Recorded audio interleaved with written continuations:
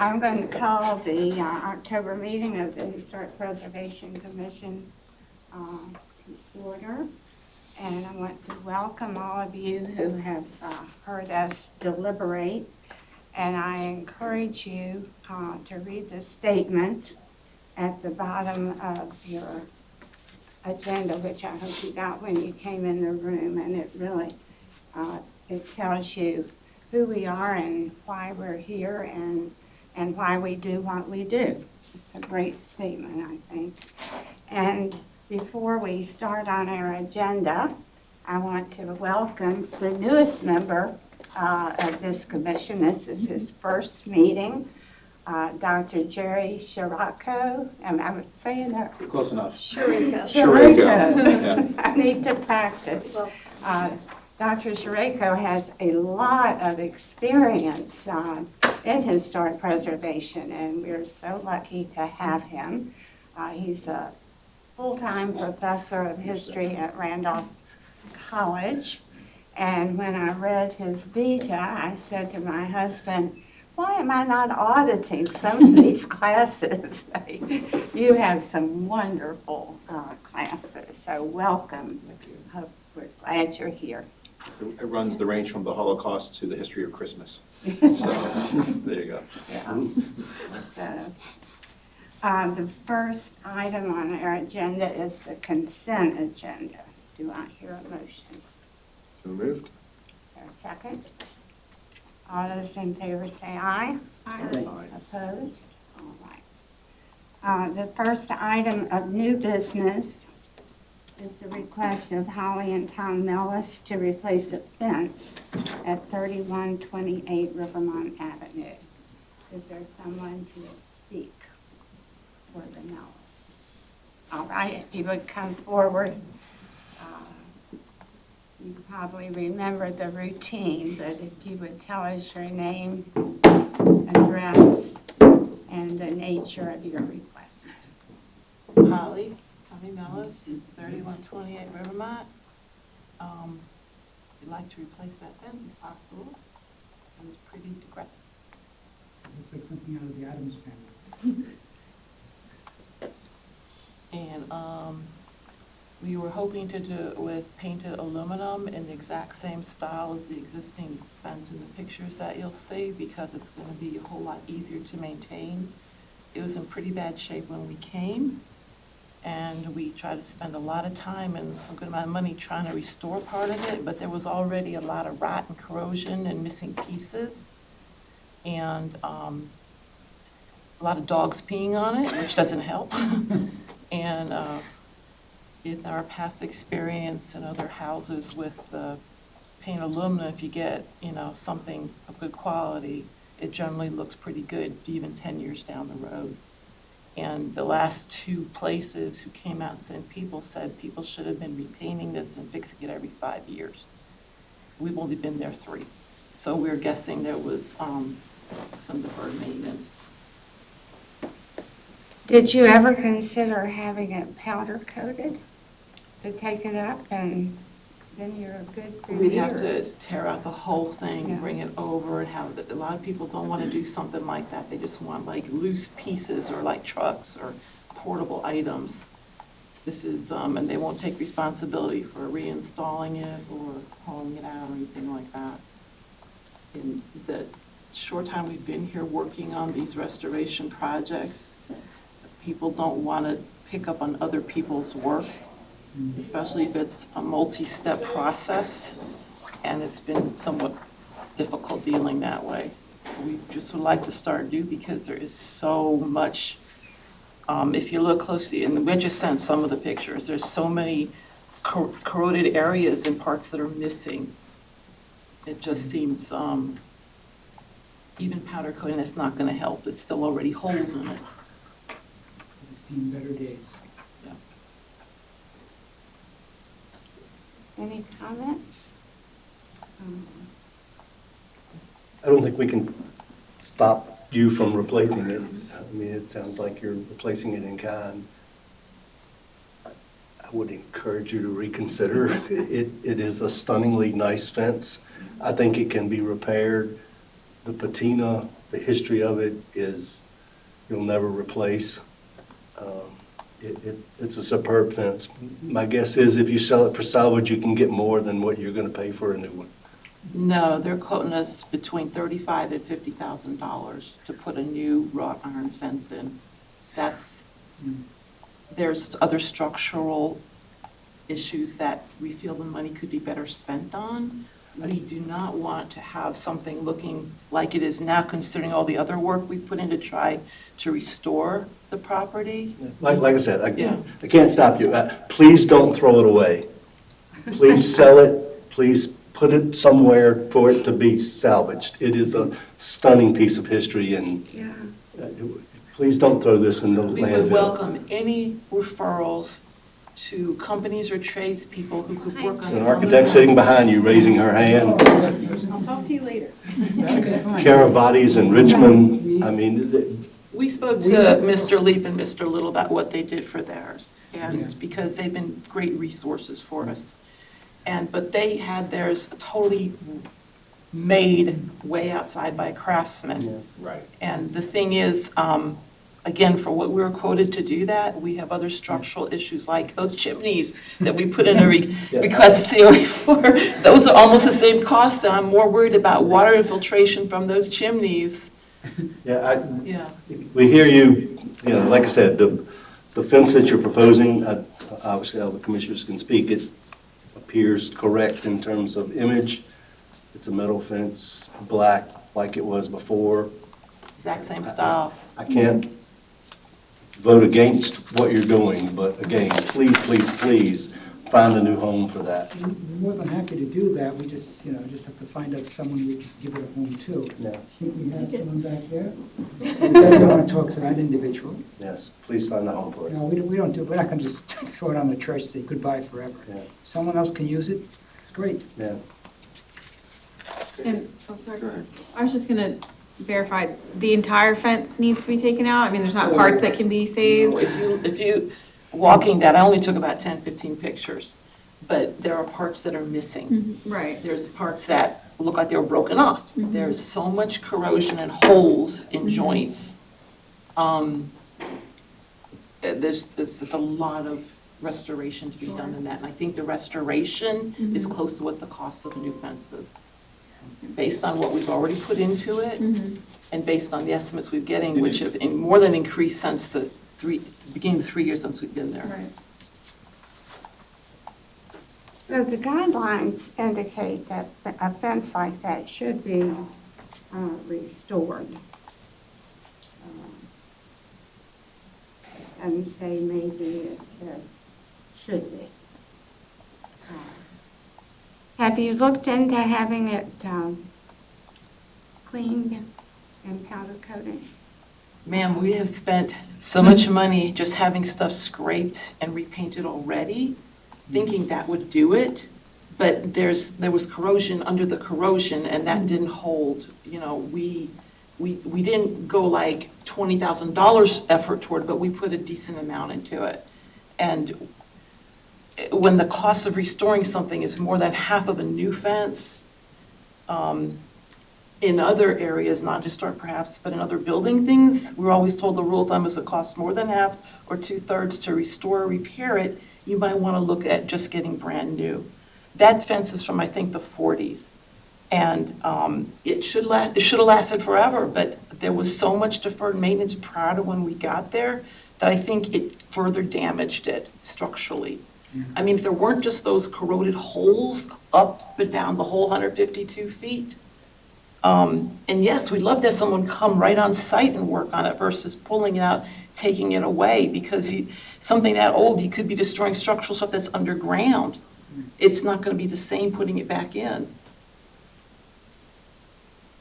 We've been through this in other houses. We're old, we've seen where the money goes, where the good's spent, sometimes where it might be advisable to look a different way. Usually you can detach them right at the ground and take it off. There's the anchor or the sleeve is in the ground that they kind of sit on, so you take a few bolts off in sections, you can remove it in sections. I understand.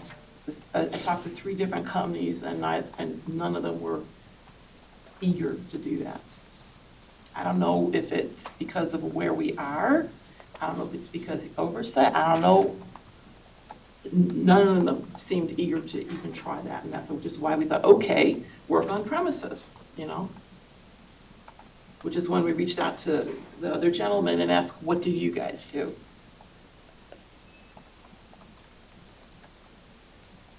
Sounds like you've explored every option to keep this fence, and you've run out of options. It doesn't make sense to keep it. That's what I'm hearing from you, so. At this point, the amount of Yes. money, I think structurally, those chimneys are a lot more apt to, you know, be important to keep the house intact, and the integrity. And that's what the insurance company keeps telling us. They're not going to necessarily pay out full value on that fence if something happened to it. They just won't. And it was hard enough getting insurance for this house compared to where we've ever lived before. And with all these astronomical riders and all this, I'm sure you guys who live in this or that you've been through the same thing. There's no help from the insurance company if someone runs it over with the car.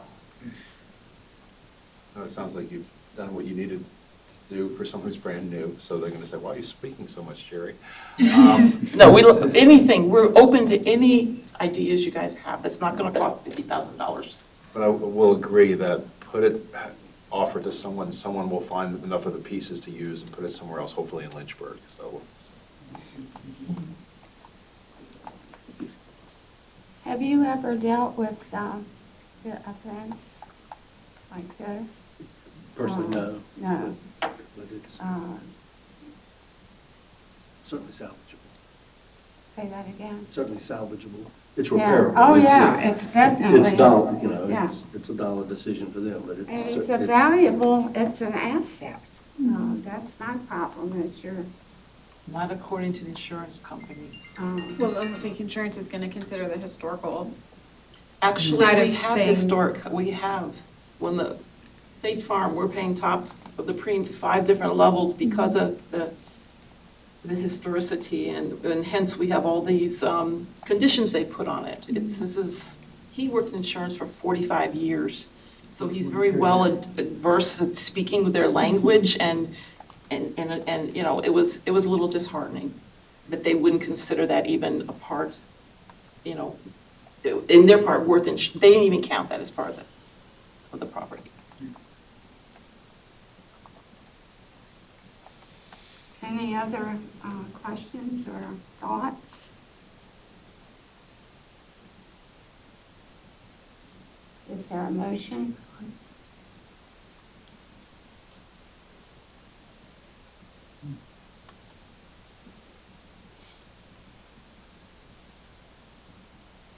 So if it's not a motion,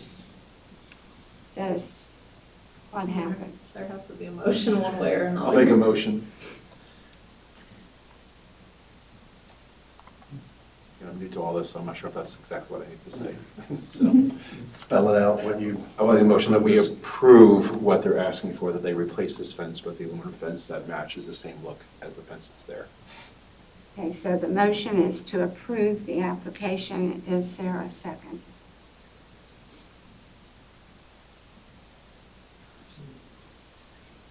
So that means the motion dies? If there's no second, the motion dies? What are your thoughts on this? I'm not a fence expert, and I've had a fence very similar, but I never had to have repair done to it, so I have no idea what it would cost. I agree that I believe it is repairable. At what cost, I don't know. Yeah, I think I have similar feelings to Emmett. I hate to see it go. I hear everything you're saying, and I appreciate your position. I'm not a fan of aluminum fences, especially if it's replacing one. That's only my position, right? It's there. And I'm gonna vote no. And I think, Mike, if we were talking windows, and historic windows are there and in place, they are repairable. Generally, we ask that they make every effort to Yeah. repair it if it is repairable. And typically only if they're missing, gone, to the point of no return, does replacement get approved in the historic district? I think your reading of the, Madam Chairman, the guidelines say repair. Should. Yeah. They should. I think there are options for it in place. Certainly someone that knows how to weld, knows how to repair, could do so. And I'm not sure about taking off-site and powder coating. That seems to be probably way too much labor and therefore cost. But you're right, it needs to be maintained on a regular basis as opposed to ignored for years on end. And certainly certainly has exacerbated its condition.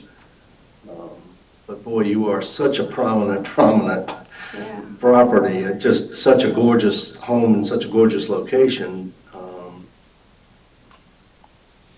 And I think we've made every effort to get your guidance to make sure that all the repairs have been done appropriately and to bring it back to what it was when it was kept up. The city has been incredibly generous by giving us a tax abatement for that, but this is even more money than the roofs were, more money than the waterproofing, more than the painting. I mean, and that takes up very little space. It's not living space. Right. I have a question. So aside from the aesthetic aspect of it, is it, like, are you using it in a functional way? Like, are you keeping dogs in the yard or something like that? It's not fenced around the whole property. You Okay, can't. so it's just We have a purely dog. decorative. We can't let him loose. It's only Right. on one elevation of the property. Yeah. And no On the gates. Rivermont. It's totally Rivermont ornamental. When Yep, you come up yeah. to the Totally road ornamental. here. Is there a second? And if not, the motion dies, I think. Is that right, Eve? That's my understanding. Right, I think there would have to be another motion made at that point if there is no second. Could I pose one question to your point on the guidelines saying should be maintained? I'm sure this isn't the Should first. be preserved. Excuse me. Oh, should be preserved.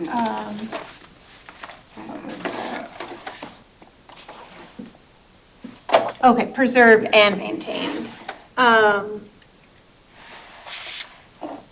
sure this isn't the first time new buyers, 3 years in, have purchased a home. Not that that changes what the intention of the guidelines are, but just posing a question for thought. Should be, but weren't. They sort of, they inherited, so to speak, a deteriorated. Do you feel that plays in at all to, because it should have been maintained, it hasn't been, clearly. It's a slippery I think- slope. okay, If the yeah. roof is leaking, are you gonna approve Right. asphalt shingles? Or if the siding's falling off, you gonna let them put vinyl on? I don't know. It's- Yeah, I think the guidelines, sometimes, we can go back and forth, but should says should. Well, we see chain link fences on Rivermont properties, That and that's was not in there at before all. anything that's happened on Rivermont that does not conform to these guidelines happened before it became a historic district.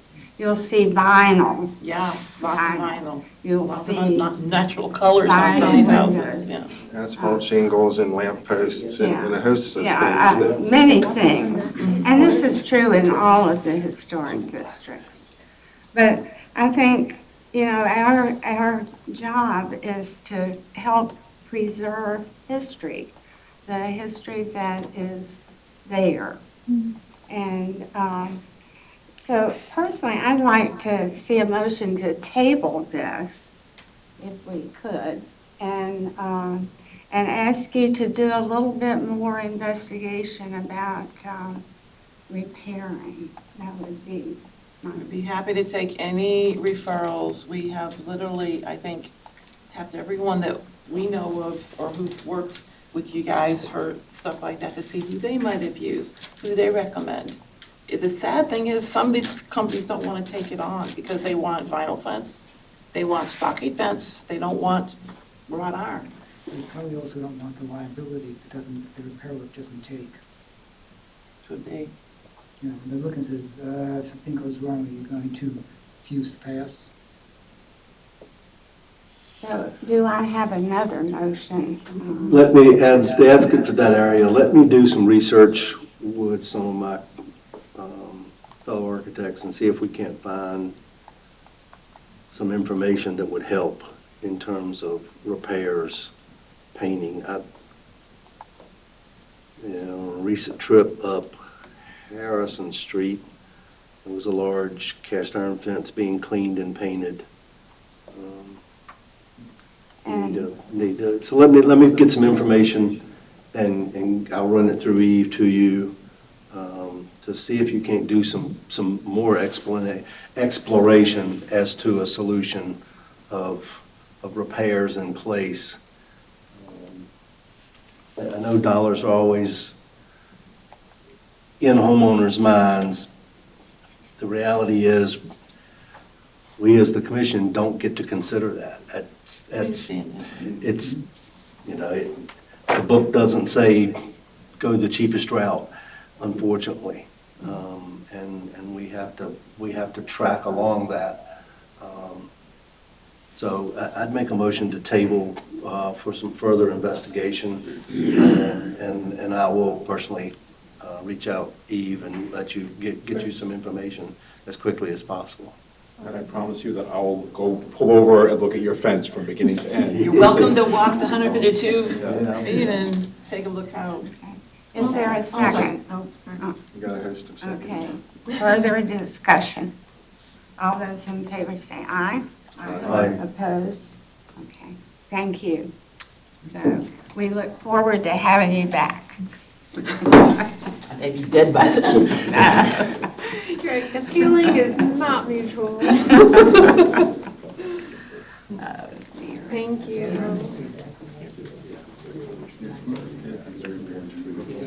Oh, really? Yeah. Stop.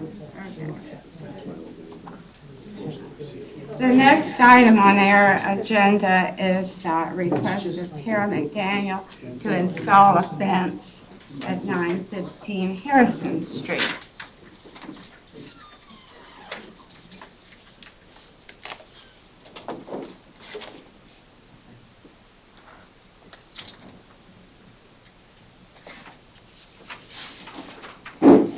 Ms. McDaniel, if you would once again tell us your name and your address, and then the nature of your request. Terry McDaniel, 915 Harrison Street, request of a fence. It was a fence there, it was always there. I've been living at that property for 11 years. I can't think of the apartment, the senior citizen that lived there. They had a fence has always been there, I think the gentleman said for years, way before I even moved there. But due to finances with HUD and the upkeep of the fence, they had to take it down from federal to my part of my property. Since the fence been gone, everybody just used that to access through my home. I don't feel safe because I've never had an issue with it ever, with nobody coming on my property. But now, and you ask them not to come, they still do it. I mean, my cameras pick them up all the time with them. They'll cut through the parking lot of the senior home, and then they'll come to the front entrance and go down my stairs to get to Harrison Street. And I asked them numerous times, please stop, don't do that. And like I was talking to the maintenance gentleman the other day, right where the vehicles are, that's where the fence was. I don't want a fence. The picture that you see with the wooden fence, that's like straight across the alley from where I live, and I just love their fence. So that's the fence I would like to have. But if I can't get that, I would be more than happy to put back a metal fence. I just want a fence so people can stay off my property, that's all. I mean, I have my grandkids over, and I just don't feel comfortable or safe with them outside playing, not knowing who's coming in my yard. But you want a wooden fence? Yeah, Yes. I would love to have a wooden fence. Because it would match my deck, sorry. And in this picture, you go back, Eve, can you show us where the fence would go, or So you said along the side of your property? Yes, ma'am, from the car, you see the cars? Yeah. I got a better picture that, if you can click through them, that I had sent. And all the way up to Harrison? So would it connect? All right, yeah, right there, it's right there. Let me see where it It's from pole to pole because it's still 2 poles that's up from the beginning. It's probably, ooh, I'm not good with measurement. Into that pole right there. Yes, ma'am. Because that's where the chain link fence had went. It went from that pole to the pole right there where you see the truck at. Flip back, Eve, to the plat. This one? Is Harrison to the right of this picture? That's Harrison there? So she's next to the Frank Roan apartment? Yes, ma'am, that's correct, yep. So they had that chain link fence that they took down? Right. Yeah. Yeah, so this is the street here. So again, ma'am, you're looking where the 2 cars are end to end, that back corner? Yes, those 3 cars. Okay, is the alley, would you be able to go across the alley with the fence, or are you No, asking? the alley is more forward. Okay, so right. Running on 10th. You go to the corner where the fence will start? Yes, So sir. right there? Mm-hmm. Okay, and your intent is to go all the way to Harrison? To where it is now? No, now you're on the street. No, Okay. but you have to just come back a little bit. It's probably like from this table to maybe 3 of these tables together, that long. Okay. All right. But essentially the length of the property line. Right. The guidelines say that the 6-foot fence has to stop at the body of the house, the front wall of your house. So right where you are there, so where it meets that front wall Right there, here. it can be 6 foot to there, but from there going forward, it can only be 4 foot tall. Does that make sense? Yeah, so that means that they can still climb over it. Well, But it was a chain link fence. and that's not us, that's the zoning regulations. Ben sitting in the back is zoning. We can't approve it we can approve the 6-foot fence to the corner of your house, and from anywhere there up to the sidewalk, it can only be 4 foot high. And that's literally nothing that we can say. The zoning department, if you want to stop in their office at some point and talk to them, we see this almost every month. Somebody asking for the 6-foot fence to go further, but it's literally, we cannot do it. The fence that you showed, it would be wonderful, would be perfect for you to do. And if that fence, when it gets to that corner of the house, then steps down to the 4-foot line, that would be appropriate, and you could take it forward to the sidewalk, if I'm understanding correctly. Is that correct, Ben? All the way to the sidewalk, it can go 4 foot from the house forward. All right, so right where the brick wall is, which does be the end, Yeah, that. so right there? Yep, that big corner right there. It can be. Not on the end of at the, Not at the porch, right. It has okay, to. right It there. The It bottom has of to the stop has right to there. stop at the big 2-story part of the All right, house. so could I come around toward the front of the house with the 4-foot? And touch your house? Right. Yes, ma'am. You could take that 6-foot fence at that point, if it's over your property line, and turn it and come over and touch your Okay. house. Yes, ma'am. Okay. You can do that, correct, Ben? Yes, That's fine then. correct. That Just, would- okay. just if you keep going towards the street, it has to drop down to 4 foot. Okay. That's fine. I'll take it. Is that good? I'll take it. So I'd make a motion to approve the fence to match that shown in the application, Eve, the painted white wooden fence that can be at 6 foot high. And again, stopping at the body of the house, and yes, can turn and touch the corner of the house if so desired, or continued forward towards the street at the 4-foot level. I have one question. Yes, ma'am. You mentioned matching the deck, but to Emmett's point, when you said the painted white, like the picture, or did you have the white in I was just gonna get mind? regular white, regular wood, and then paint it to match the deck. The deck. And that could The deck that we're seeing on the rear here? Yes, So sir. stained, so. So stained. Yes, that's it. stained. That's stained, I'm sorry. Yeah, and, true, the guidelines say it can be stained, Stained, so yeah. yes, ma'am, that is an option. Okay, great. Okay, is there a second? Yeah, second.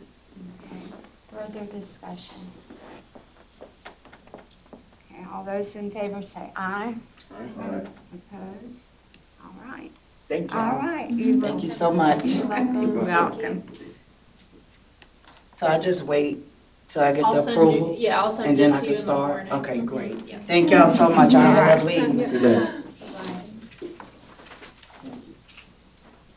Next is a request of Julie and David Preston to construct a two-car garage and install fences at 123 Harrison Street. This is our day for fences.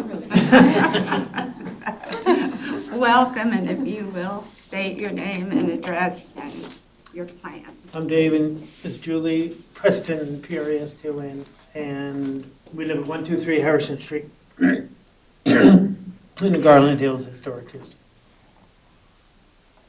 And the nature of your requests. The main nature is the two-car garage in back, just like that.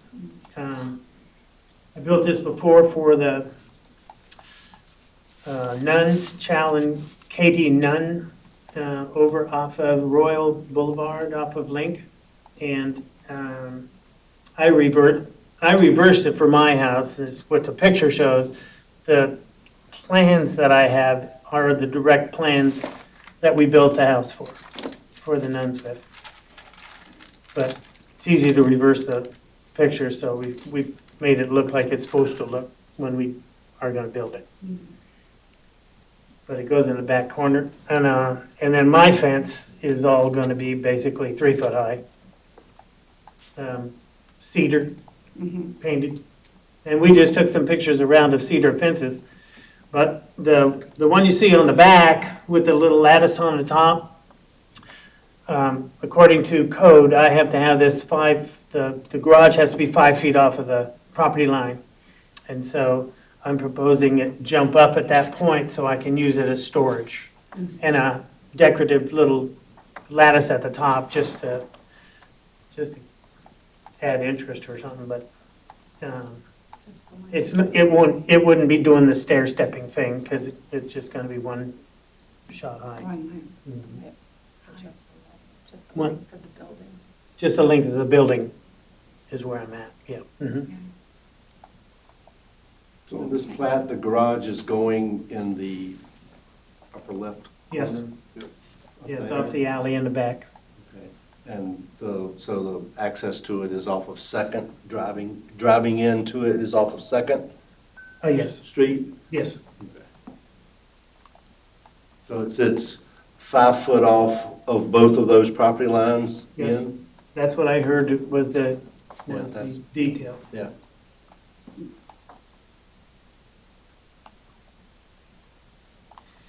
And the architecture of the garage itself matches the architecture. We have a Queen Anne. If you haven't been down that street, it's a 1894 Grand Queen Anne built by Fry. It's a beautiful house. Yeah. Gorgeous. I meant to look up the house itself, and I don't know if you can possibly pull that up, because it'll be, let's see.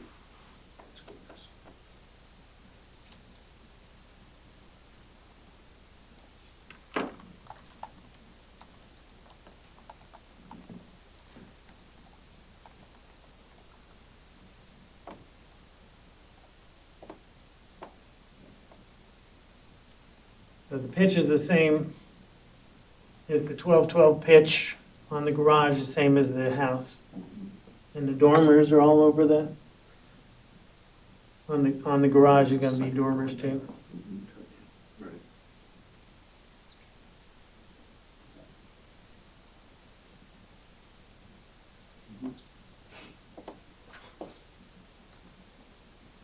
And you said painted the same as the house? Yes. Gray and white? Yeah, it's already been approved way back 20 years ago. Do you have any comments since this is your district? I've met with Dave and Julie, and I'm pretty familiar with what they intend to do. When we met, had questions around the windows and the roof and what they intended to do with the exterior, but he's detailed all of that, and to my interpretation, everything complies with the guidelines. Do I hear a motion? So having said that, I'll make a motion to approve as submitted. Is that for the garage and the fence? Yeah. Yeah. That other comments or questions? I just have a quick question about the fence. Can it, with the lattice, it can be up to, and I know this is probably a zoning question, but it can be up to 8 feet tall with the lattice on the top? Yeah, I mean, Okay. yeah, 8 feet's fine. Doesn't your ordinance specify that it can only be 6 feet in historic district? I think, So is that, so is the privacy fence part considered the 6 feet and then the extra Good question. 2 lattices just like decorative? Or is that the whole, you know, length of it considered? Did Or the whole height, rather, What height considered. were you planning with the lattice? Whatever you guys will allow, but it's gotta be where we can walk in underneath it to get into. I have a construction company and I wanna put ladders and scaffolding and things like that, that get it out of my yard to be able to hide it in there, so. I was intending 6 foot plus 2 foot of lattice. Okay. Yeah, that was unclear to me. Right. So- Yeah, so in the guidelines, I think, it says 6 feet, and, you know, we do fences all the time, and we say 6 feet, but I wasn't sure if the lattice was just considered a decorative element, or, That's a good, I don't know. yeah, it does say no taller than 6 feet. and it doesn't specify lattice in the guidelines, so I was like, oh, it doesn't actually say. I mean, I know we have approved it before, but. Does zoning have a comment on the lattice? If it was me and somebody wanted to do an 8-foot fence plus 2 feet of lattice, I would say no. Well, 6 feet and then the 2 feet to be 8 in total. Yeah, so my code says 8 feet total. Mhm. So doing the same thing, if they wanted to have 8 foot plus 2 feet of lattice, I would say no. Oh, I see what So you're saying, because Because it we're, needs to be So the 8 feet guidelines total. don't say absolutely no taller than 6 feet, they say generally no taller than Okay. 6 feet. Okay, so there is a little bit of room for interpretation. So the 6 feet would be the solid, then the lattice is okay with on top of that? No taller than 8 feet? I think we're debating whether the interpretation Mhm. could allow for that Yeah, I extra 2 think feet. Eve's point of generally be no taller than 6 feet. And it's looking at prefabricated wood fence sections 8 foot by 6 foot high. And then it goes into just where, like we just discussed about the body, flat boards. And if it passes zoning, if it satisfies zoning, Right, which it sounds like it does. yeah. It's So a matter of. Okay, all those in favor say aye. Of the 6 plus the 2 feet for Of lattice. Yeah, exactly how submitted. it's As submitted. proposed. Yeah. Before we, are we starting a precedent here? Because Right. is that, we're calling that decorative, how is that going to be interpreted in the future? You know, so it's an 8-foot fence when we say generally 6 feet. I'm not against that idea, but we open up a door. Yeah. And so, Like, It's especially considering all the properties that face, the back of the property faces another property, and where we say it can only be 4 feet, you know, is that a precedent for, oh, well, if I do a lattice fence, can I add an extra 2 feet of lattice? right. Yeah, so that would be a situation we don't want to get into, but. Yeah, I think it's a matter of taking each one independently. And No. that's my, Could you back up to another house off of the street behind you? Federal Street? yeah. Yeah. No, I don't. I mean, she lives quite a ways back, yeah. The alley separated. But there's an alley Yes, and then another property to Federal. yes. So as you were noting, there's not another house immediately or Right, Rivermont Avenue sure. immediately. Right. And we do have the leeway. We sometimes get the, you said before line, but the Right. guidelines say everything is to be taken independently in and of itself. So we generally are not to say the precedent was set by X project. That's right.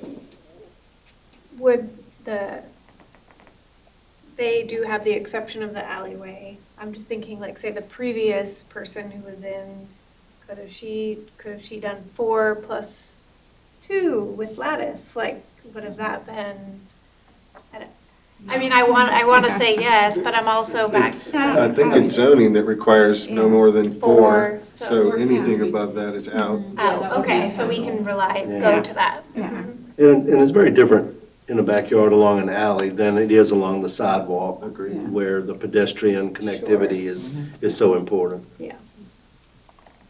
That's still, I think the motion was as submitted. Correct.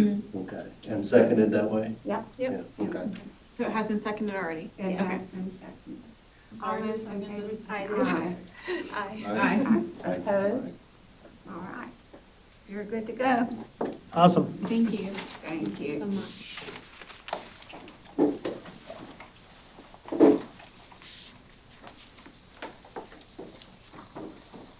So our last item is a request of Lauren Dion to revise the layout of Cabell's View Residential Development at 415 Cabell and 316 B.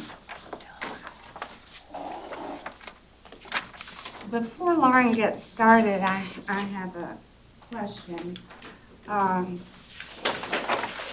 This would have to be a new application, would it not, since the old one was approved more than a year ago? I have the same question. So it is considered a new application, but the layout is a revision of what was previously approved. So it's considered its own project, if that makes sense. Now, say that again, I didn't, it is a new application. Yeah. And so, does that mean, like in the old application, we approved the color of a house in a certain position? Does that mean that that still stands since the year has passed? Yes, so she has been going through and, you know, this one's a little tricky because it is a larger development that requires a subdivision, a common plan of development, that type of thing. So this is considered individual.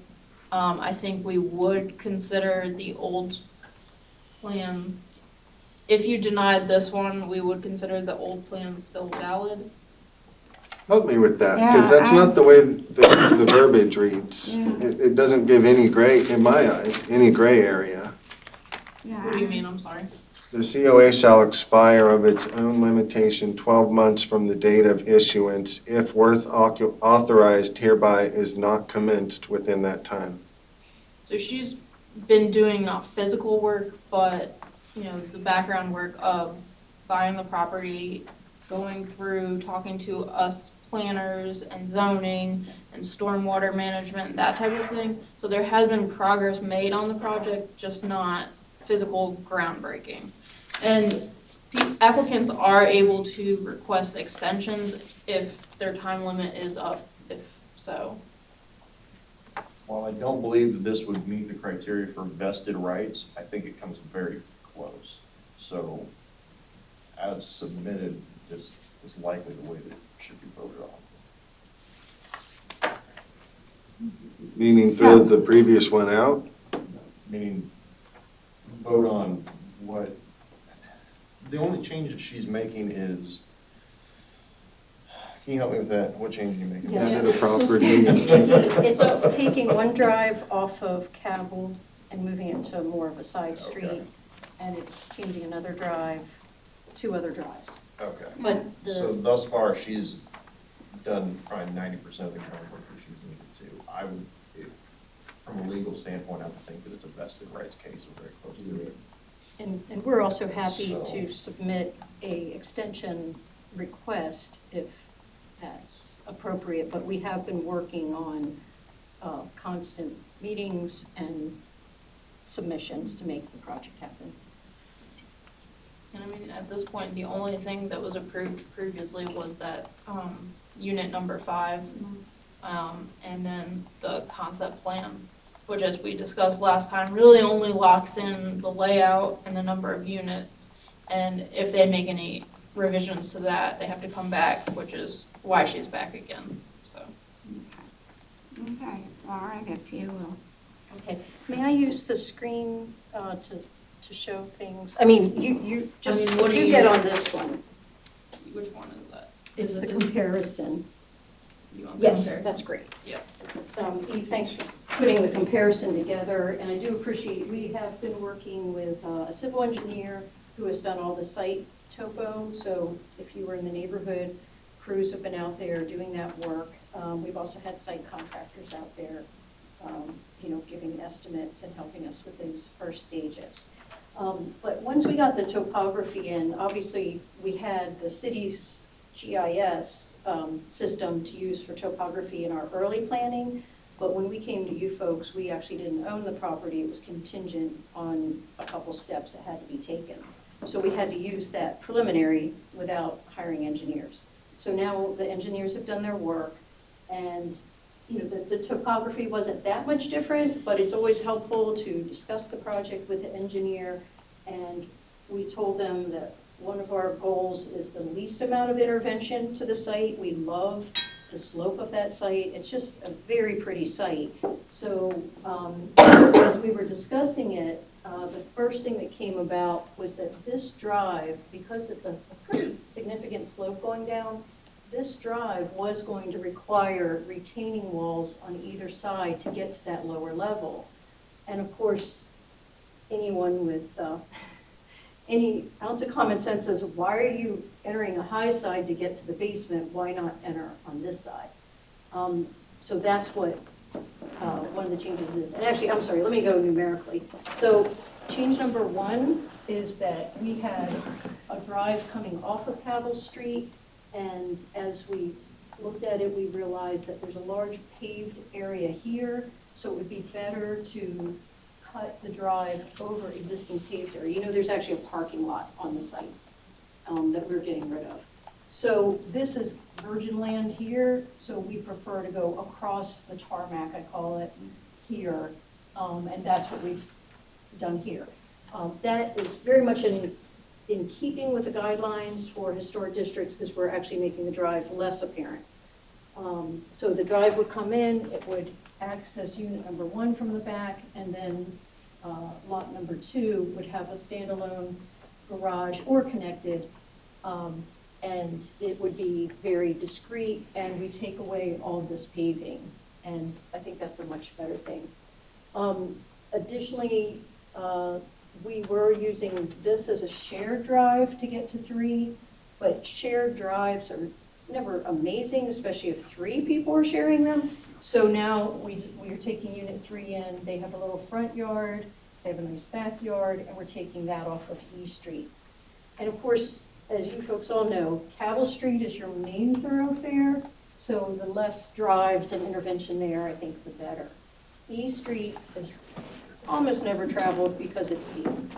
And then Hancock is traveled some. Every time I'm out there with our dog, a few cars go by, but it's not a thoroughfare. So that was the reason for that change and that change. And then when we did the calculation of lot coverage, linear feet of retaining wall, we could do less retaining wall if we got rid of this. Plus, I like the continuity visually, that this is all one slope going down. This would be a retaining wall, and literally, 7 feet down is a driveway. So I felt like it was, our team felt it was too much of an intervention, whereas you're coming right off here and you're level with this, if we, come in this way. And then we were able to also, with that change, get rid of 1, 2, 3 structures. So we're actually reducing the number of structures by 3.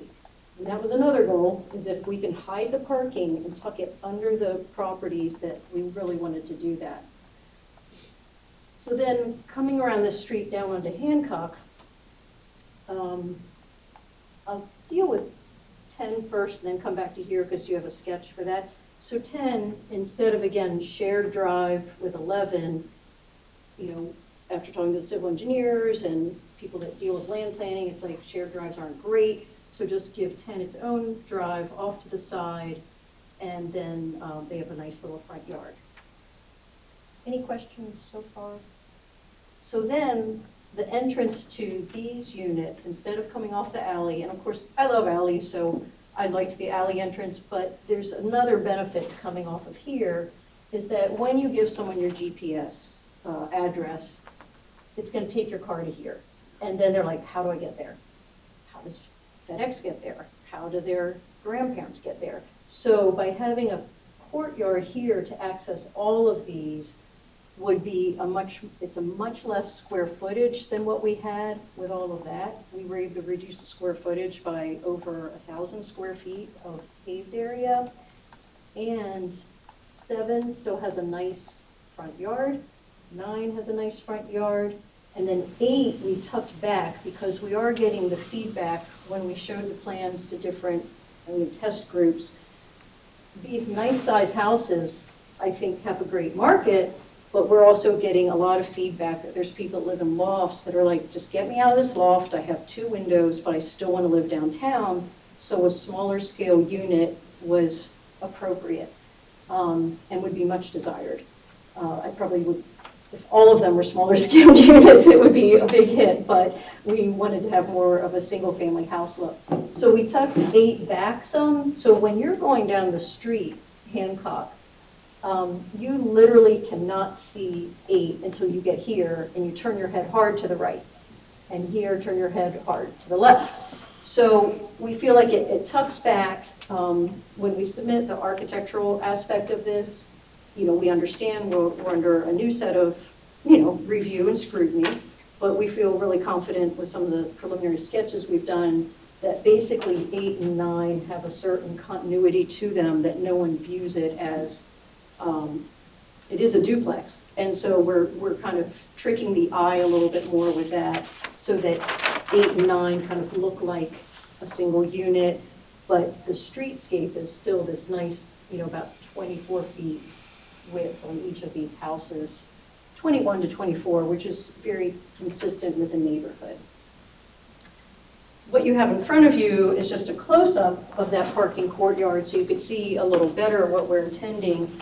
And that bluff is 10 feet above Hancock Street. You'd never guess. There's a little bit of a slope, but when you take the topo, it is a full 10 feet. So we're able to come in kind of flat off of Hancock Street and not have to, we grade up just a tad to let, water flow, and then you turn to either side to get into the parking areas. And we're not, the covenants, we have to have an HOA for this because we're going to provide landscape services. We don't really trust people to mow enough at the same time. So there'll be mowing services, but also there's going to be certain covenants written in, like no one is allowed to park here for more than an hour. That this is strictly, we don't want to block any of the entrances. So we're trying to be careful with that too. But each unit has 2 parking spaces, in the basement level of the house. And so this shows, we'd obviously be doing some trees around the perimeter. There'd be a center area that's of a different type of paving, so it looks more, has texture and looks attractive, and it's not just one vast, expanse of paving. And then the little photo to the right is coming down Hancock and looking at that bluff. And that's when it really hits you how high that bluff is. And unlike the Walmarts of the world and all that, we're not trying to cut that site down. I mean, other developers would cut this entire level off and have a row of townhouses probably facing out. But we wanted to keep that topography because it gives privacy too. If you go further up Hancock, towards the farm, I call it, because there's some fun little, well, I think pigs and goats might be gone, but there used to be a lot of animals up there that were fun to visit. But all the houses sit anywhere from 10 to 20 feet above Hancock Street. So it's the nature of the street to have these houses set up on a bluff. So I like it because when you're on your first floor front porch, you're a full story above the street, so you're more likely to hang out your porch because you're not on eye level with cars. So it's a nice privacy thing that just naturally occurs. So those are the changes, deletion of 3 garages, reorientation of the driveways, and I guess that's about it. So. Just be sure, Eve, we're only talking site plan. Yeah, so the concept Right. plan. Really just unit count and layout of where the houses are and the parking and driveways. And all the elevations and detailing stuff would We'll have to Come come in the back, future. yes. Yeah, we'll probably be starting with, at this end, and maybe working this way, so we'll be coming in pretty soon. We're meeting with builders, but during the site review and discussion and working with civil engineers, as I think everyone knows, the residential pricing was astronomical, so it's actually just as well that we're starting now in earnest meeting with builders. And why we're doing that is we have to get pricing before we present to you. It is very, very hard to build new houses in the historic district. So it's using every ounce of creativity we have to make sure that we get beautiful materials, nice detailing, but still in something that can be sold and is marketable. So there's 2 big stone walls down at the corner Yes. of D and Hancock. Yeah, they're so cool. One stays here and one stays here. So they are incorporated and stay. Yeah. Yeah. Yeah, Has, they're has nice features. one been covered up? Because it looks like maybe when they were working on the Dabney Scott Adams house. So these 2 are Okay. still there, Yeah. and nothing's changed, just the lawn company's been out there. But I was talking to a stonemason, and I was all excited, I'm like, I can't wait to start excavating and finding the stone. And he's like, no, there's no stone there anymore. So we think a previous owner sold out all the stone wall that was on Hancock. That's the other reason. We were not breaking that, because I'm like, I'm not messing up with that stone wall, because I know how expensive it is. And then when we found out, and then we even found photos of the stone laying in the parking lot, like excavated. And I think this stonemason actually did it, but he didn't want to tell me because he thought I'd punch him. There was nothing I could have done. We didn't own it. So there's no more stone I mean, we might come across 1 or 2, and we'll use those for, dramatic effect wherever we can. But I was really sad when I found out there's no stone left. But that's all right, stuff happens. Child abduction.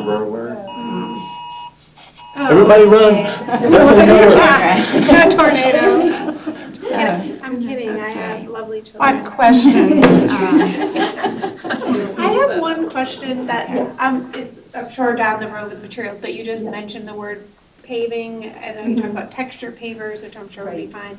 In terms of the word paving, Right. I'm assuming you're not thinking asphalt or what? We've really got to price out different materials, or we would like to do more of a textured lighter color versus black. So that's going to be a goal. And there also might be much less paving than you see, but we just have to be so careful of, if we do something decorative, that it does put up with the normal wear and tear. But we're big fans of pavers set in stone dust. Yeah, just, that would be appropriate. Remember that asphalt is not an accepted, unapproved material. Yeah. We've had lots of those lately. And that'll have to come back with the individual. use. Right, it was kind of a, Yeah. Yeah, just preemptive. I guess, wanting it to all go smoothly. Shot over the bow, don't forget. I know you've done historic presentation We have, but served before. it's always good to hear people's, Yeah. some things that they're especially attentive to. we talked earlier about the, respecting the street, the setback and stuff, and there's the little dash line that's going across the bottom. But 6 and 9 and 11 all jump, and particularly 8, all jump way back from that setup. And the guidelines talk about respecting the massing and the placement. Right. Eve, would there not be an issue of setback problems in terms of HPC or zoning or? Well, I guess I'm asking from a zoning standpoint, but from an HPC standpoint, the guidelines, too many pieces of paper, talk about respecting the massing and the setback of the streetscape. And it would seem like we're really kind of jumping in and out along Hancock. I think Cabell, both of those houses seem to be a little bit far back, but that block and the other houses in the next block, they're sort of big houses and are back a little more, but Hancock seems to be a little more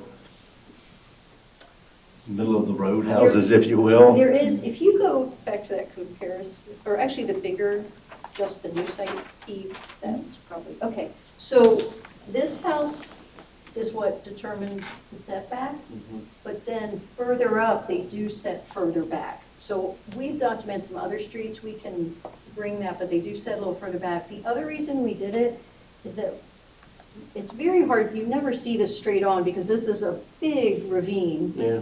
Almost unbuildable, and you go this way and you go this way.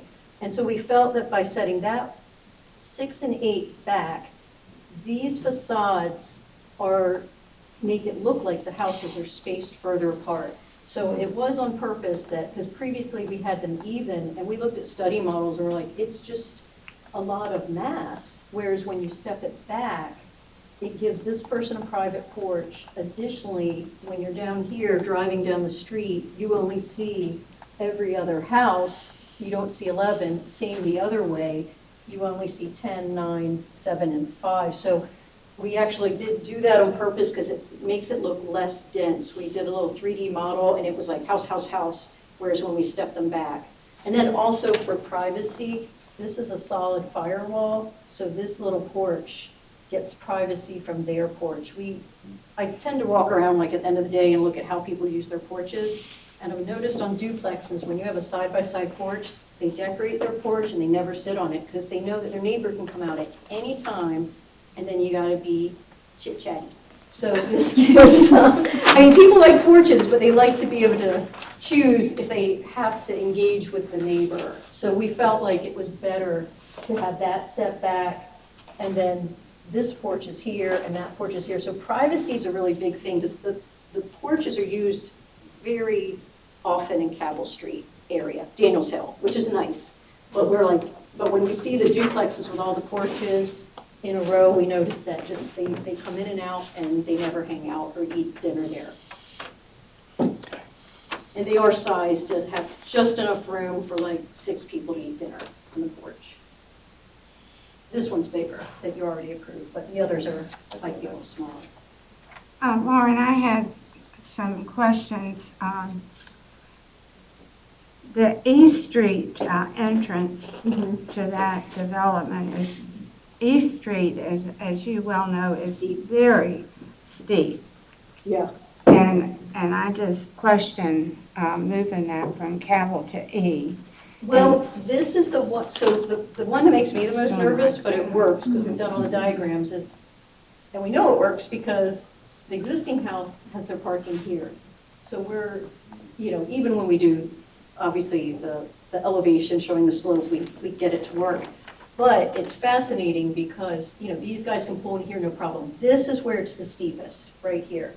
But then up here, it's pretty calm at this area. It gets a little steeper here, but it's only 2 houses, 4 and 6 going in and out. So I think we're gonna be okay. It does make you nervous though, because it's like, Yeah, I wouldn't do that.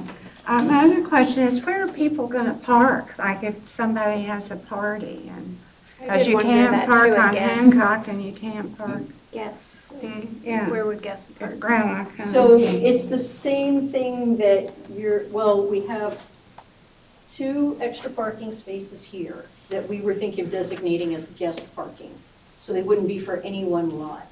Because it could be for 4, 6, 7, or 8, because then you could walk, and we've got a little walkway here that's a public walkway. So that's some parking, but also the entire neighborhood is that. No one has a parking lot. And very few people in that neighborhood have they have like, even like a back-to-back parking where it's like one car behind the other. And you think, how does that work? Well, they communicate, and they've learned that, you know, whoever gets up first moves.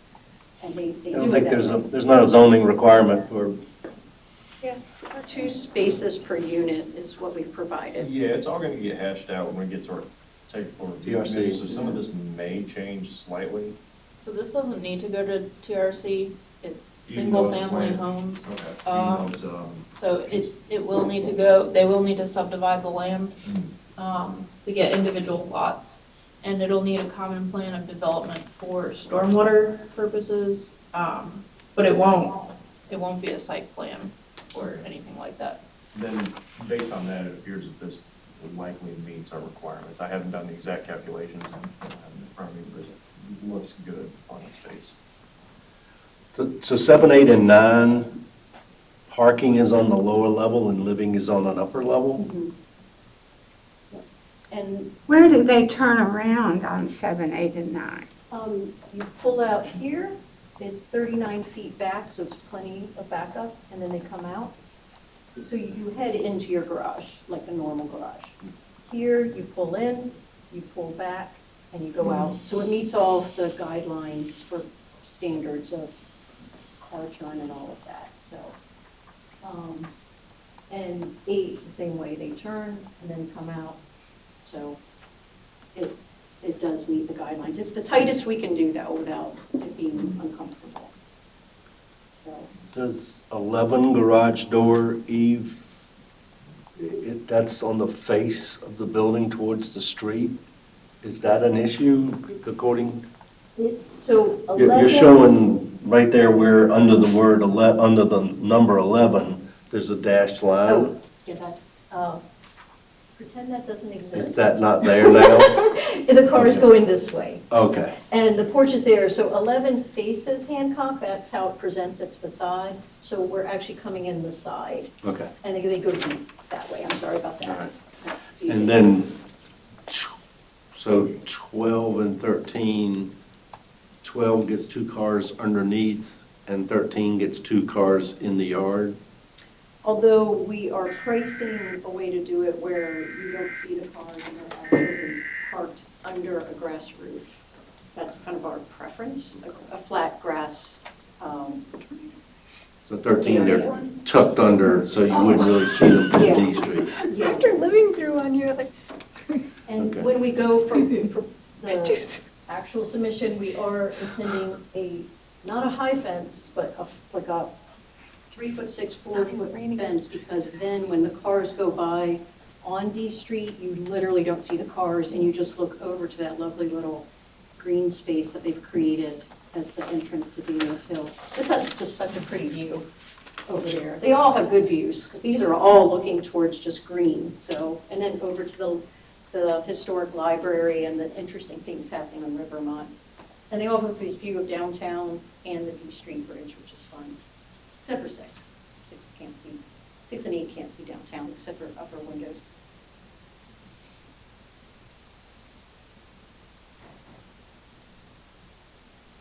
It's an exciting project. We're excited. We're also excited now, we're getting some pricing in, and it's, we can afford some of the nice upgrades. That was important to us.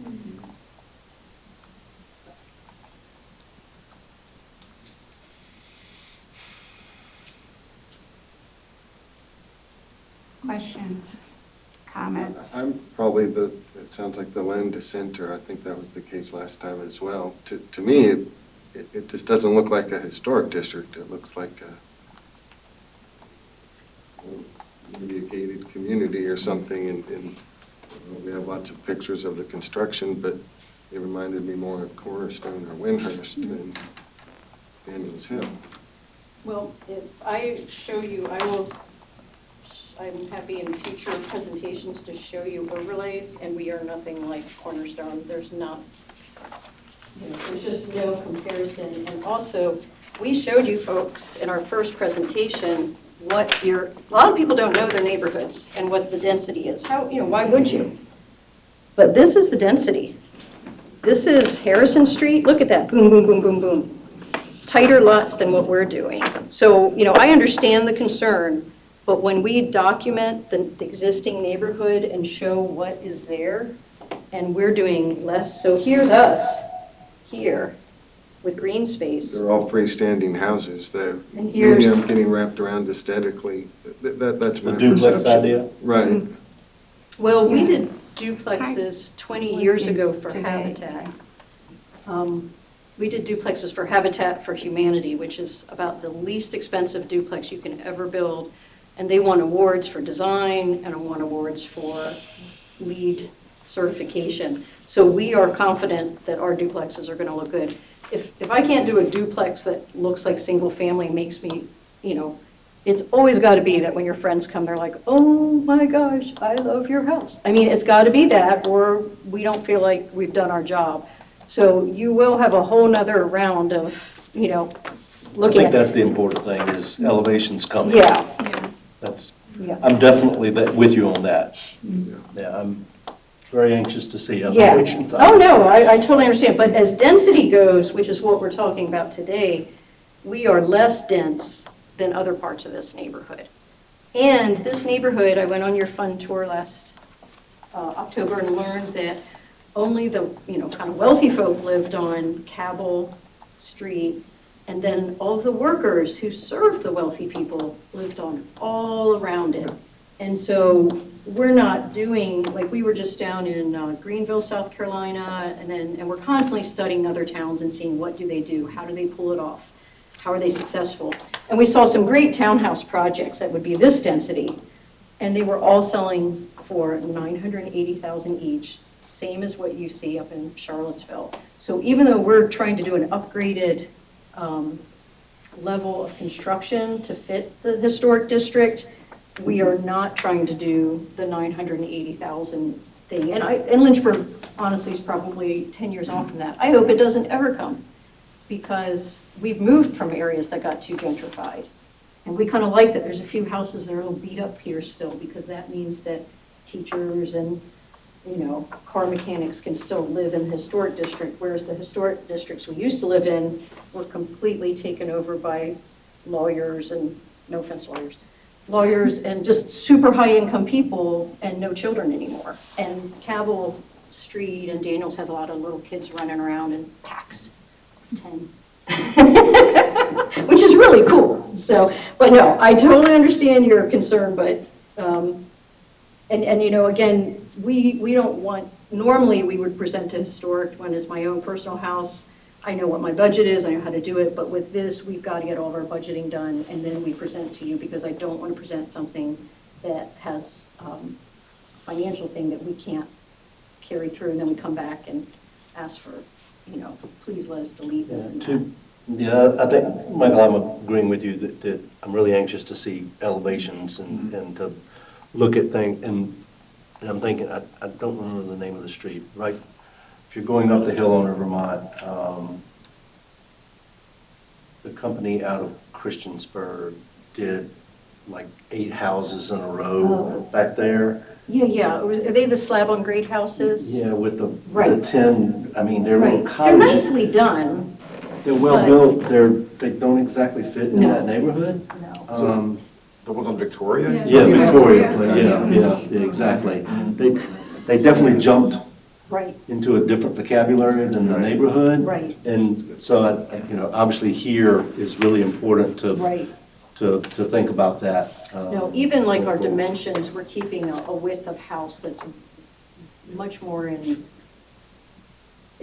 tune with the neighborhood and the And portions. also, just in driving around it, up at house number 2, between house number 2 and the big house, Yes, there are 2 huge trees yeah, right up there. yep. I think if house number 2 goes where you're showing it, those 2 trees probably get nuked. I don't have exactly the same plan, but please take those into account. Right. You can see them right there. So there's a funny lot thing going on. Yeah, it looks like the lot Yeah, turns the and lot goes does into something the number odd there. 2. Right now, we don't see, there's one dying tree in here. These don't even show up, but they're looking great now. They all stay. These stay. This stays. And, Yeah. and these big ones stay. Yeah, for the sure. one that's an evergreen that's casting the big shot, that one right there. That one might go. Yeah, and it's huge and gorgeous. It and Yeah. the one right behind it. And you're right, the Right. driveway, right where your arrow is, the driveway is going in there and kind of cutting between But them. that's actually not on our property, Really? right? And also their fence is not on, their fence is accidentally on our property by quite a bit. It should be here. They just, someone was drinking not enough caffeine that day, and they went on a big diagonal. It doesn't even parallel the parking lot, it's funny. Anyhow, stuff happens. It felt straight while they were. I know, I always thought it was straight. Yeah, it was a place on the house number 2. If those Yeah. trees could live, that would be Yeah. stunningly good. Well, and each house may shift, but Yeah. no, I agree. We even like, even though it's not my favorite tree, we positioned this so that that other tree could stay, because it actually gives a lot of privacy since it's an evergreen if you're sitting on the front porch. Yeah. So, That's important to take into account, please. yep, one less mature tree we have to plant. We can keep them, and they look great, so. So are we? So Eve, what do we need to do? So, you can either make a motion to approve or deny the concept plan, which is this presented to you, which will include where they are locating the houses, the unit count, parking areas, and green space. They'll have to come back with detail for each unit, for the parking, for fencing, for garages, anything. This is really just the concept and the layout so that they can move forward in the planning process. Are there any questions?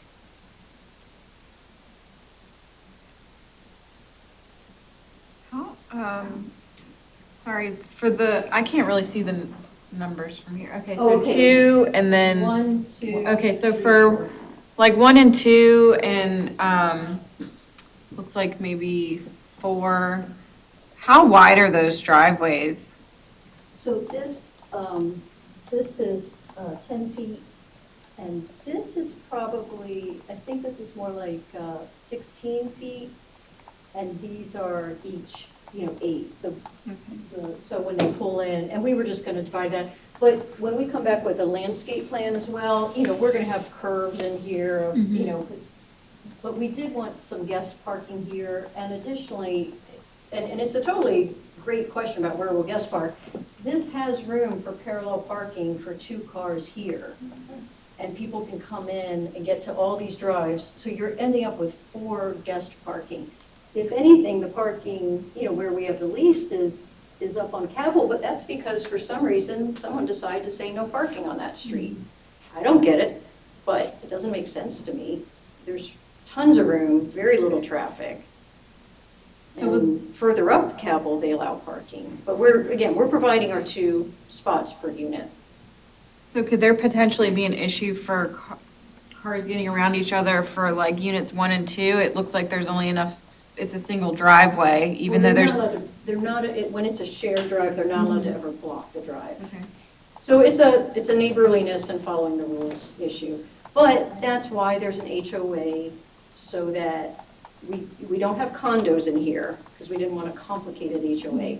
But you still have to do stuff where if someone, if there's certain guidelines that they just can't do that. Like we're gonna have things about light pollution. We don't, sometimes people light up their houses like crazy, and we don't want that to happen. So it's not gonna be onerous, but it's gonna be, sensible and based on other HOAs and common issues.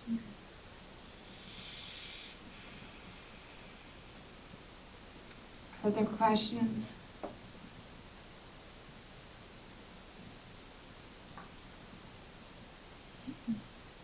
Does everybody know what we approve or don't approve? Well, and also this is very modest changes compared to what was approved a year ago. So it's not, we weren't throwing out the concept and starting over. We were basically doing what we thought improved it and added less lot coverage, added a little more interest to the fronts of the houses with their positioning, and got rid of 3 garages. So it's less buildings. So I guess my problem is with the driveways, that the one on Hancock is gonna be so steep. East Street, Hancock will be almost flat. You're on Hancock, Yeah. and when you turn, we go up just a mild grade, just enough for water to run off.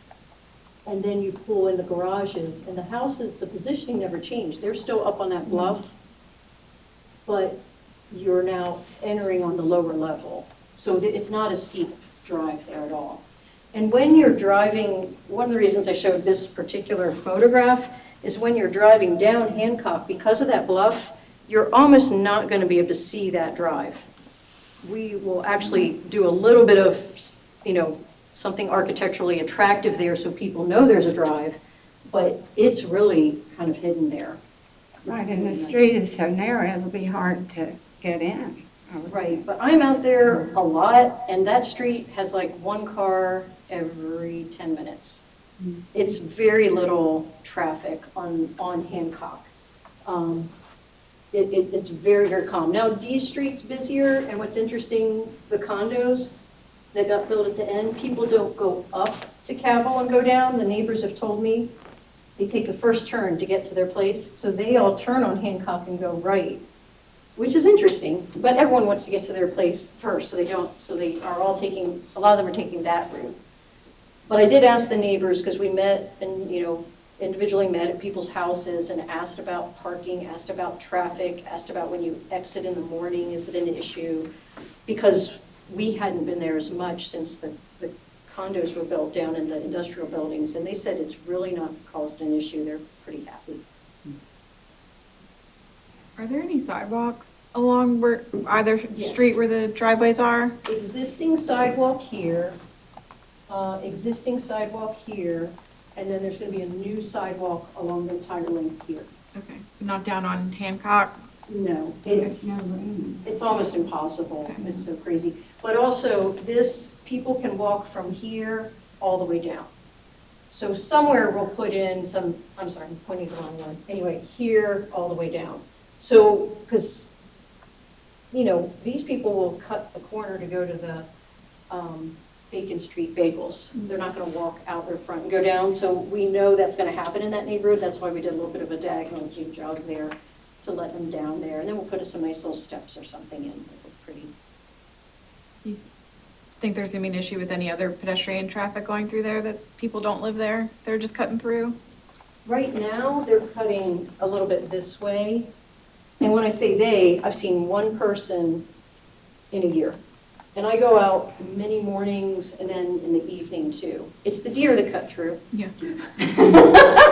They're gonna be like, I don't even want to talk about that, because they're still gonna be there. But that's always been happening. And the people at the carriage house said the deer cut through their property pretty often. It's about 5 of them. They've been friendly, polite.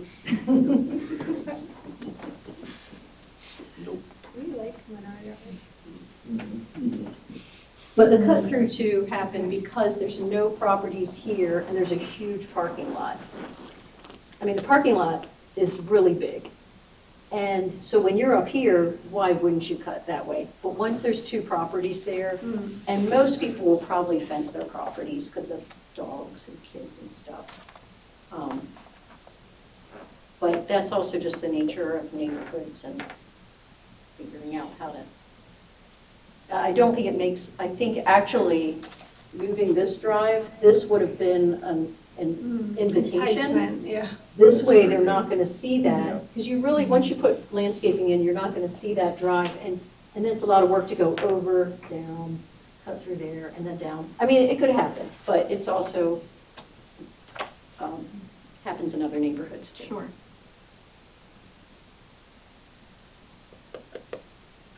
Do I hear a motion? I move to approve the concept plan as submitted. I'll second. Okay. Any discussion? My discussion is again, knowing that elevations are coming And and will have to be everything comes back. reviewed and approved. This is just, as Eve noted, this is just unit count, unit location, general and general layout. So from that standpoint, I think the lot sizes are appropriate. I think the locations generally are appropriate. I'm very interested in the future. All those in favor say aye. I Opposed? Okay. Okay. All right. Okay, thank you, Lauren. Thank you.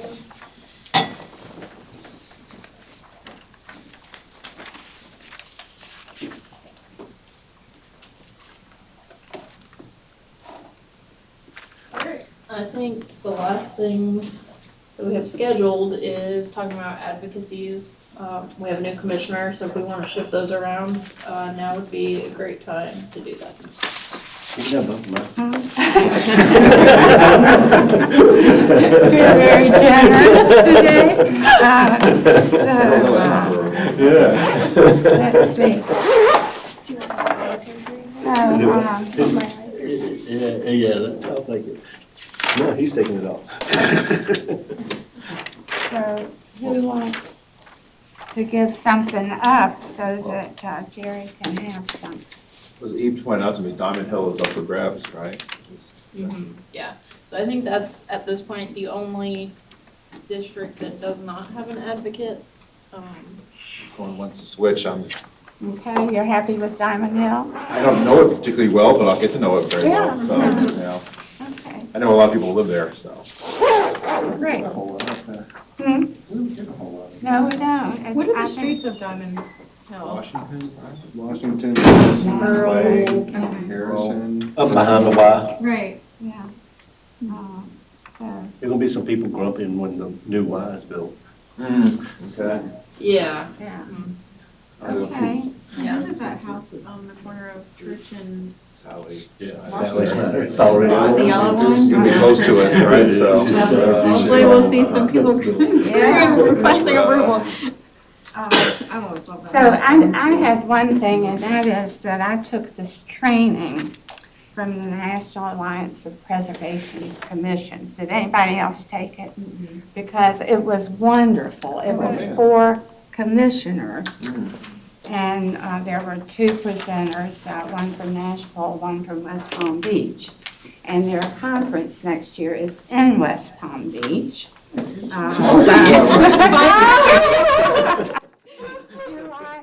Reimbursement. But anyway, there were some great takeaways for me, and one is that both of those staff have legal people at both of their meetings, and I think having zoning is really better than legal, so Yeah. I appreciate your being here. Thank you, yeah.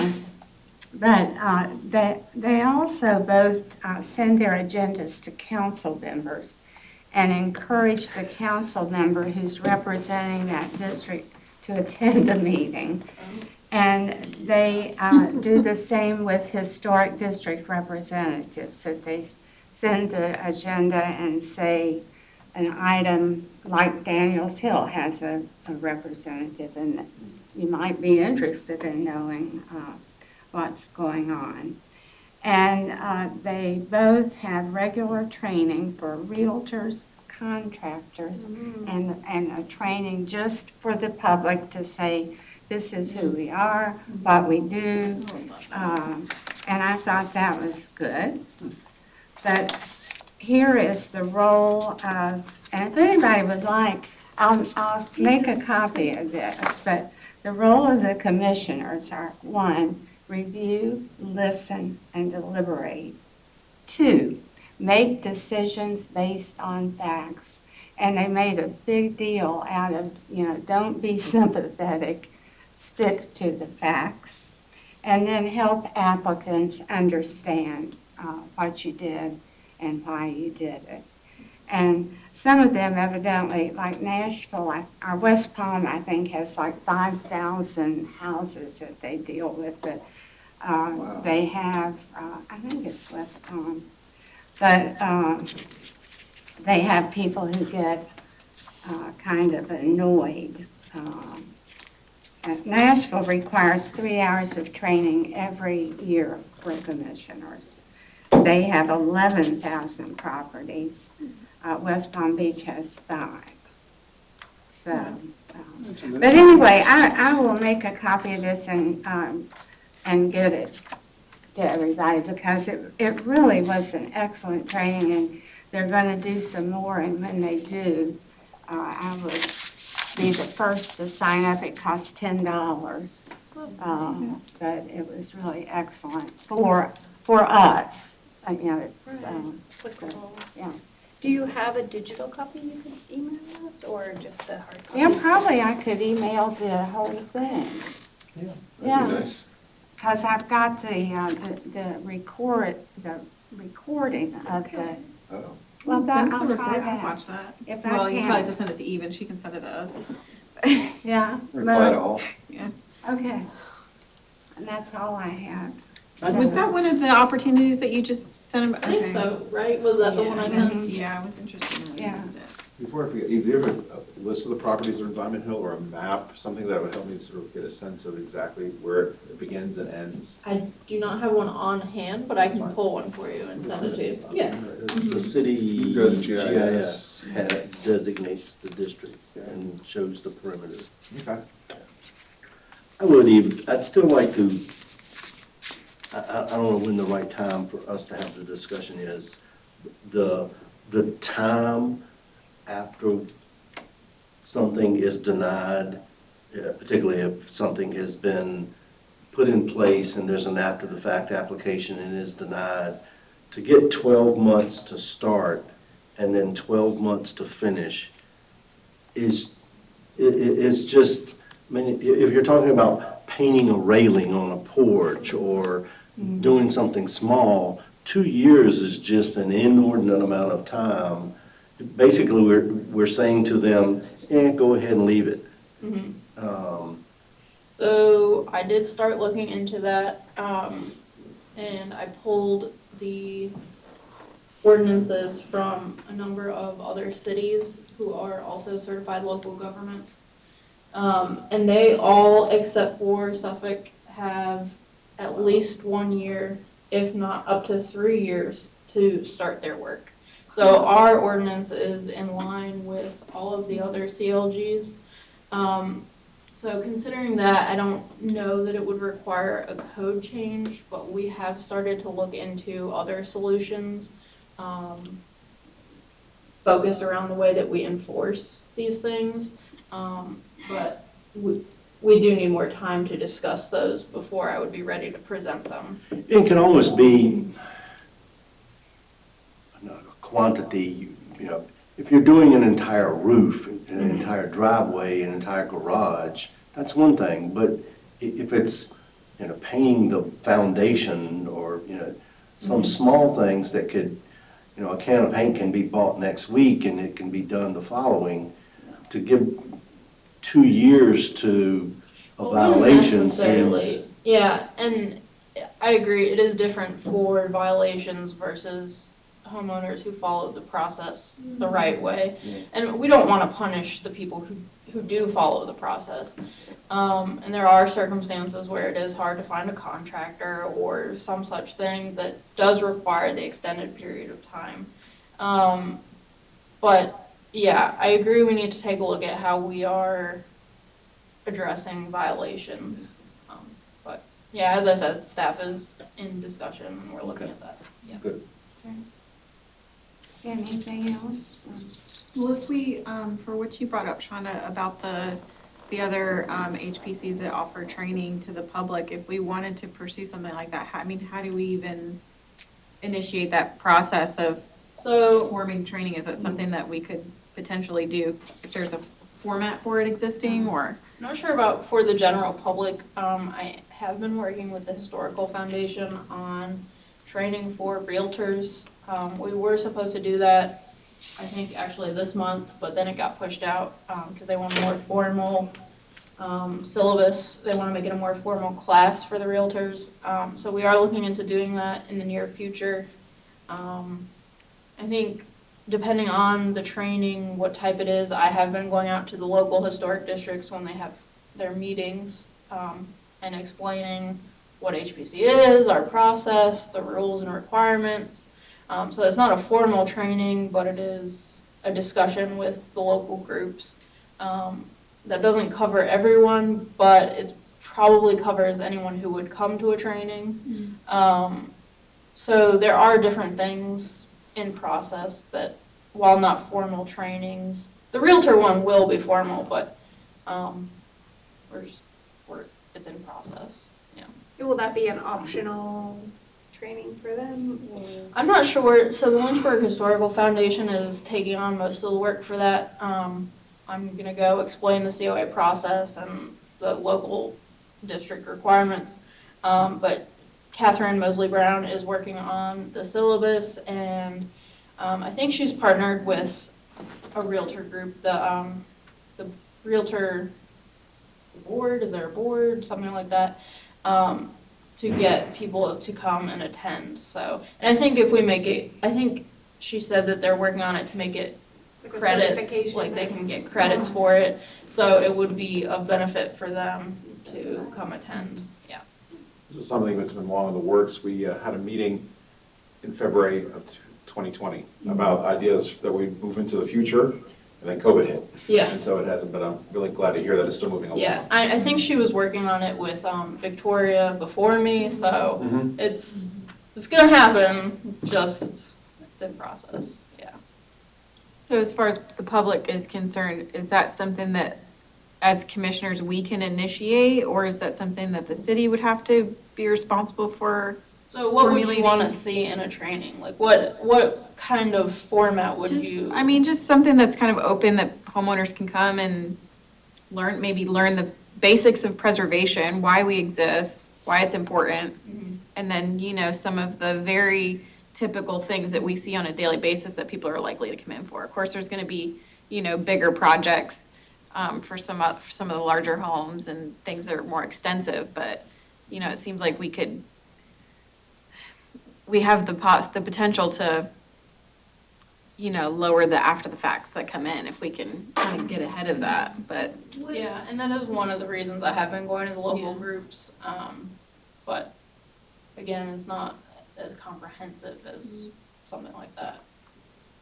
I wonder, not that there's budget or people for this, but maybe a twist on your idea, just to throw it out, of if it was like a short video on the website that did an encompassing, if someone was interested, because having like. We do have a video like that. Okay. Victoria did do one. Oh, okay. So it is on YouTube. I'm not sure if it's on the website anywhere, but we do have a video like that. And it actually has Victoria Bartholomew in it. I think Julie Neighbors is in it. So there's a couple different citizens in the video as well. How would they know where to find that? I'm not sure. We We can definitely should link that on the website. we can look. I don't know who originally posted that, because I wasn't in this position. Sure. But I can look and see if there would be a good place to put that on the website. Are we allowed to have like a social media presence as a commission? In what Or- sense? Like, If you have questions. yeah, if you, or just like posting, I mean, like an Instagram that has pictures of historic homes in the area, or new projects that are publicly, these meetings are posted publicly, so it's not private information what's being done to these homes, like just something that people want to follow, like living in Lynchburg, this is an element of Lynchburg. Is that something that? Here are 3 after the facts. Yeah, or like, just like a monthly post newsletter type thing, like, is that something that we could I would have think to look, about doing? I in would the have to future? look into Okay. it. I'm not sure. I mean, I'll volunteer to do it, like, that seems to be where people are getting their information from, social media, so Wherever if we you can want to be an connect. educational Yeah, if we can't get people in a building to sit through training, would they be willing to follow an Instagram Frequently asked account? questions. Yeah. FAQs. Right. But, I also don't want that to become a way for them to circumvent the process. Yeah, and say, So- well, I learned on. Or such and such, DM'd me about whatever, Yeah, I feel like it could become illegal. I don't know. Right, like- that's, I'm leaning towards the answer being no. Like, you can post things personally, Sure. like, hey, look at this great house, but I don't know that the city would want you to take that on as a. As an organization, yeah. Yeah. But the But she was thinking video, you would take it on as. No, it seems like though we could make a big deal out of the video and like send it to council members, because And it's something most of people them could don't share on know. their private Yeah. social medias if you wanted to, yeah. Mhm. But I didn't know there was a video. So, I'll send it I to, don't I'll mix send it to you business guys. and pleasure. Generally.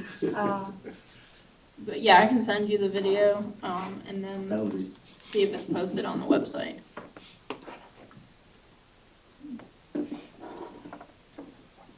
Any, These meetings are recorded. Mhm. Are they still being recorded now? Yep.